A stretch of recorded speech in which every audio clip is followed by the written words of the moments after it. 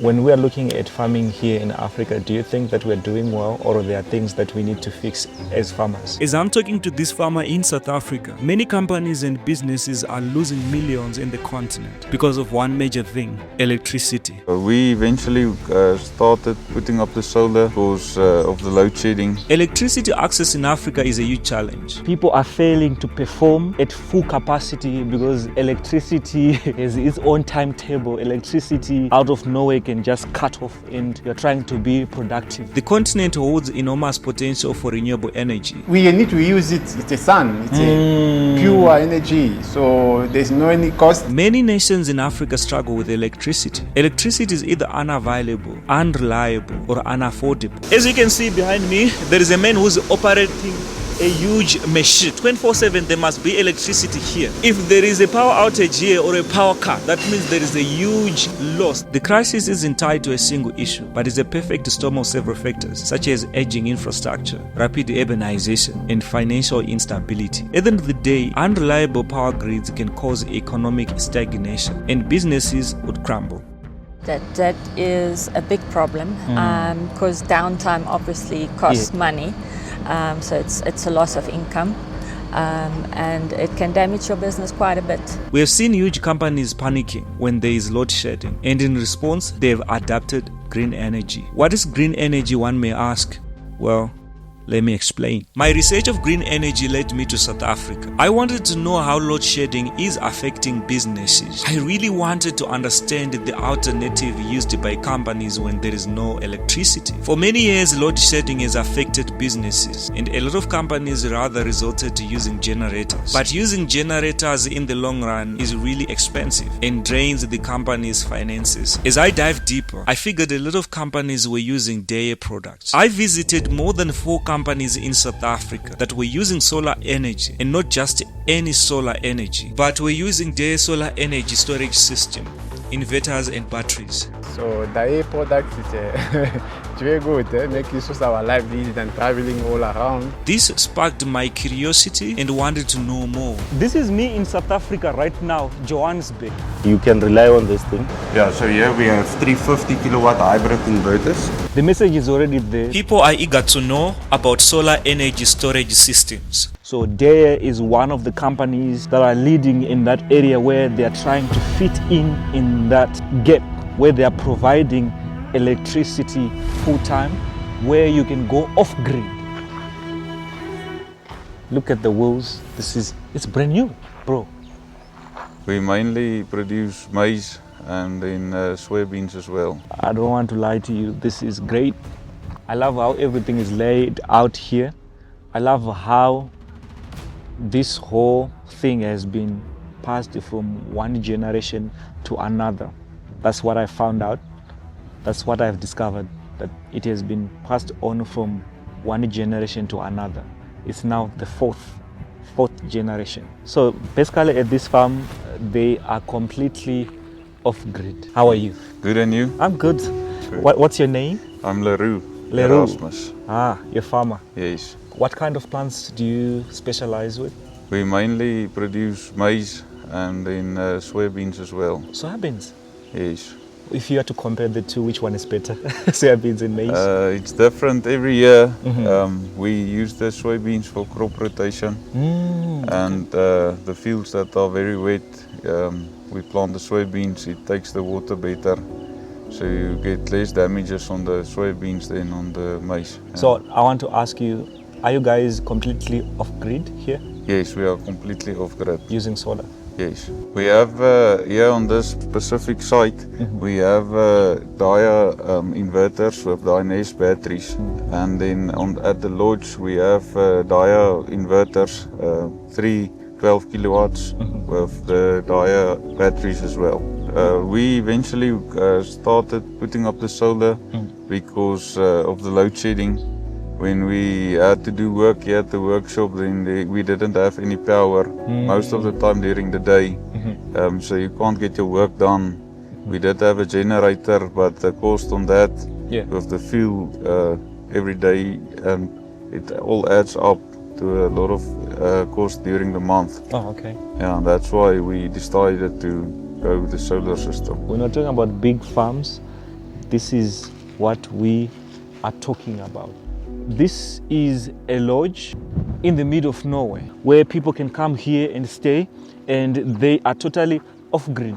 They're using solar here, and it's really amazing how they are managing to do it. After speaking to the owner of the farm, I went on to speak to the person who installed the Daya solar system. And I was asking you, how important is the room that is going to keep the whole system? It is crucial, it's also crucial to regulate the temperature to a maximum of 25 degrees. That will prolong your batteries and your inverters. So how many batteries do we have here? So I've got 17 5.3 kilowatts, and we've got 3 12 kilowatt three-phase inverters. Do you have an idea, let's say I've installed this whole system at my place, do you have an idea how long it's going to last me? So a warranty on a battery is 6,000 cycles or 10 years. And normally your batteries is one of the most expensive components in any solar installation. So for 6,000 cycles, if you're totally off-grid, it should last you about 17 years. 17 years? Yeah. That's good enough. And Daya also has a rule, if you use the inverter with their batteries, they'll extend the warranty from 5 years to 10 years on the inverter. So pretty much you've got a 10-year problem-free, worry-free installation. Okay. But that's not to say it's going to reach 10 years and the things are going to stop working. They can last much longer than that. And for me, like I said, as an installer, I prefer Daya purely because there's after-sale service and there's technical support. And that's the two crucial items for me. Yesterday I went on to see a whole fuel station that is running on solar energy. Even the locals, when I did get an opportunity to speak with one of the locals, they were saying that because of how energy companies are realizing that they can go off grid with solar energy, they are now establishing a lot of fuel stations in areas that they were not able to establish fuel stations because they can go off grid because of solar system. Relying solely on Eskom had become a risk for SASO due to load shedding. You said something that is very important, sir. You said that SASO made everything easy for you. How? Very, very extremely easy for me. Where I'm working, I'm working about 50 kilometers. 50 kilometers. There was no interval. Yeah. So now I'm happy that SASO has made my life very easier. Thank you. You get the service you need. Now, everything is nice. Now fuel is very close. Now fuel is very close. One of the interesting things that they have now is that the whole system, everything that you see here is running on solar system. That is the most very important part, that we must convert our minds and souls to the solar system. Because now what is happening is solar, you will never go wrong with the solar system. Sharp! Guys, you've heard it for yourself. So the thing is, it's now green energy that people are talking about. And here at SASO, I'm here in South Africa, Johannesburg. Here at SASO, as you can see, the whole filling station, the whole fuel station is running on solar. Imagine how massive the whole thing is right now. We have like an interval like 1, 2, 3, 4, and the whole system is running on solar. I'm Ivory, the site manager of SASO Krondal. Before day came into play, what were you using? Yes, I had two sets of generators. One was working on day and the other one was working on night. So they were switching over on shift, day and night shift. There's a lot of radiant here, which is a good advantage for the solar system. To adjust and provide with energies that we can use throughout the day and night. Because we have a lot of batteries, bigger batteries now. So we don't have a problem now with the power, so, and we are saving a lot now. So now you're saying that the whole system is off grid and you're running on solar. We are running on solar now, yes. How important is it having a system like this? Yeah, the importance of this system is that it's reliable. It's not like other source of energy like electric, where will you have load shedding, things like that. You can rely on this thing because when there's a problem, it will be there a problem, but I can guarantee you, like it will be just a small problem that won't last a day to sort out. With electric, you can go a week without no power. You have to come up with plan B. So now I have two plans. I still have two generators, but I'm using one. I have the bigger system of solar that is working well. What kind of a system should one have to run a fuel station? This is one of the kind of system that you can install to run the fuel system. So we got almost like a 15 lithium battery that you see that we 15 connect. lithium Yeah, batteries. batteries. All those around it's lithium batteries. Then we got our this is a main machine. The what? Main machine. The main The machine. main machine. That's the inverter. And then there's a three part of inverter. This is our battery. Okay. That is we call it master battery. Okay. That's the one is communicating to the inverter. On the other side, we got our solar PV system. We call it PV. So we combine a box where all the cable from the roof, from the solar, you just connecting them. From there, it come to the inverter.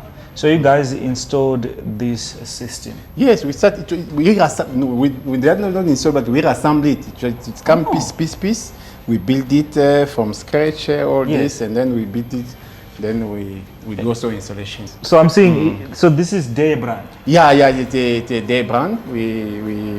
They supplies us these machines. How reliable? And then, it's quite good on the settings because we manage really to succeed. At least you can see. Yes. It was running a generator. It's quiet now. Yes. So there's no more noise of generator. So we succeed to install it, not just to install, but according to standard rules of ECASA, South African regulation. Yeah. Also, that's very important to do it the way they want it done. The way they want it done according to South African rules as well. Because we are also electricians, so there's some rules when you are doing installations. There's some requirement that we need to go steps by steps. So that you see when they came, they approved that yes, our installation is perfect, 100%. Also, they came. Yes, they go to the engineer to come and check exactly if you succeed with your. They want to maintain their standard. Exactly. Also, they do a follow-up on their systems. Yes, they do a follow-up to make sure, let's say there's other people, they don't know exactly how solar system installation works. They might maybe jump some steps. Yes. But now they want to make sure that whatever you do, you need to come and see exactly that you respect all those steps of your installations. So that you can see everything's labeled. So there's a battery disconnect, everything. Like this system is almost 100 and something kV of inverter. It's a big machine. That is almost 100 something pure. So it's running this whole petrol station. You see, there's also restaurant around the Kbirioti. So there's a restaurant. It's gonna run all those things without any interference. So I'm telling you, 15 batteries. So they are running. South Africa is pivoting to day batteries and inverters for its electric vehicles, primarily to solve the unreliable grid problem and to prove that electric cars can survive in a country with unstable power. I'm standing in between Volvo cars that use electricity. These cars, they use electricity to work. They don't use fuel. So right now, I'm here at Volvo. So as you can see, these are the charging ports. I want to show you, behind this car, there is a car that is charging right now. This is the car. You see? So this is a Volvo electric car and it's charging right now as I speak. And the whole company is using their solar energy storage system. So when there's no electricity, there is an automatic switch to solar energy. So 24/7 they have electricity here at Volvo. There is now a huge shift. Companies here in Africa, they are no longer relying on generators, but rather they are relying on solar energy. Things are changing. We're at Volvo at Route 21 in Pretoria in South Africa. Yes. And what exactly is happening? Are they operating off-grid, the whole company, Volvo? No, it's still grid connected. So they've got a very small connection and they've opted to go for 250 kVA inverters to enlarge the supply to the load instead of enlarging the capacity from the grid. Oh, okay. So they've got a small grid connection, 50 kVA, with 250k inverters on the output to supply their connected load. How many batteries are we talking about here? We've got 4 stacks of 10. This is an office environment where they've got Volvo vehicles. So all the staff drives Volvo vehicles and they've got 1 or 2 new models. All the new models that comes here first and all the staff can charge their cars from the charging station. Oh, okay. So how it works is because they've got a small supply and PV chargers actually needs quite a large demand. We've got the 2 inverters with the 4 stacks of batteries, and then we've got 60 panels on the roof. We could only fit 60 panels because that's the size, the capacity of the roof. So there are quite a number of companies that's gone completely off-grid. We see it especially in the agricultural sector. It has not become a factor only where you have a problem with the supply of electricity, but the cost of electricity. So it is cheaper for a client to invest in a full-scale off-grid solution to go completely off-grid than what it is to be grid connected. That capital expenditure return is between 4 and 7 years. Oh, okay. So if you go completely off-grid, it will take you approximately 4 to 7 years to regain that capital expenditure, and after that you've got free electricity, and you're not dependent on the grid to supply the electricity. From your own perspective, why do you think that a company like Volvo chose DAE? Well, this specific site chose DAE because it's quite a compact installation. It is scalable. We've got the 250 kilowatt inverters. Yeah. Over here we've left space or room for the 3rd inverter. So this installation was set up in such a way that we could add another inverter. Should you go for 100 kilowatt a test or a different kind of technology, you would have had to add another 100 kilowatt. So it depends on the technology you use, but you've always got to use the same size. So for this site, we chose DAE because it was stackable. We could have so we can add more batteries in these increments. We can add more inverters, and we've got the space here for it. So you are an installer? I'm an installer. Yes, the DAEs are quite easily maintainable. We can access it remotely. We can see what the settings are. We can change settings quite easily. It is a very user-friendly system. There are other systems out in the market that we find is equally good, but is maybe not as easy as to maintain or to install as what a DAE system is. DAE batteries and inverters at Roots Butchery's supermarket serve as a survival engine rather than just a luxury addition. Roots Butcheries already own diesel generators, but running a generator for a commercial fridge system costs a fortune in fuel. We run a very energy intensive business. We run a processing facility in the back, in the front we run obviously a retail shop. All our cooling cabinets, we've got blast freezers, blast chillers, ovens. And being a very energy intensive business, it obviously comes at a cost with the electricity usage. In saying that, solar, when we started here, we had a lot of load shedding. We basically were in the middle of stage 6 to 8 load shedding, meaning 12 hours a day you would have no power. We were reliant on running on a generator during those times. And the issue with that is the generator is not designed to run for continuous time like that. So not only is it burning a hole through your financials, it's also a big risk to actually losing your power supply in the event of these long drawn out lost grid circumstances. So this business is nearly 4 years old. About 2.5 years ago, we decided it's going to be essential to actually start investing in renewable energy, and that's where we decided to put our 8 50 kilowatt DAE 3-phase inverters, 1 gigawatt hour of battery storage, and 612 panels. Our entire roof is peppered with solar, and if we had the opportunity with the landlord to do an expansion to the solar plant, we definitely would. It's a big cost saving for us.